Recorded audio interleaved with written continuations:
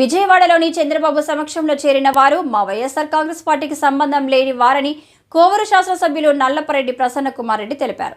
బుచ్చిరెడ్డిపాలెం నగర పంచాయతీ పరిధిలో విస్తృతంగా పర్యటించారు.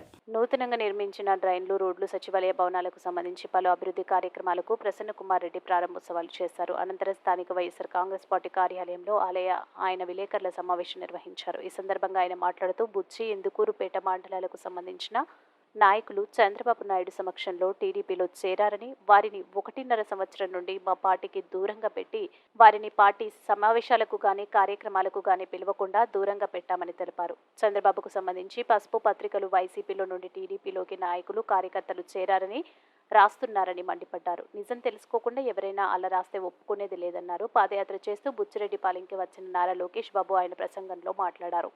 ఈ కార్యక్రమంలో వైసీపీ నాయకులు, వివిధ విభాగాల ప్రజాప్రతినిధులు, కార్యకర్తలు తదితరులు పాల్గొన్నారు.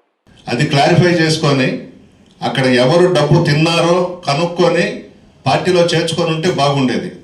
స్వయంగా తెలుగుదేశం పార్టీ అధ్యక్షుడు చంద్రబాబు నాయుడు కుమారుడే వచ్చి బుచ్చిరెడ్డిపాలెం నగర పంచాయతీ నడిబొడ్డులో మాట్లాడినాడు. మరి ఈరోజు ఎవరికి సమాధానం చెప్తారు? బుచ్చిరెడ్డిపాలెం నగర పంచాయతీలో బుచ్చి మండలంలో ఉన్నటువంటి తెలుగుదేశం పార్టీ నాయకుల్ని కూడా నేను అడుగుతున్నా, ఏమైపోయింది మీ ఆత్మగౌరవం అని నేను అడుగుతున్నా. ఏం చేయగలిగారు మీరు?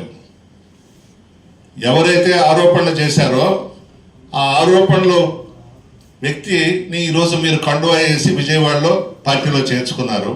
మరి లోకేష్ బాబు చేసిన ఆరోపణలకు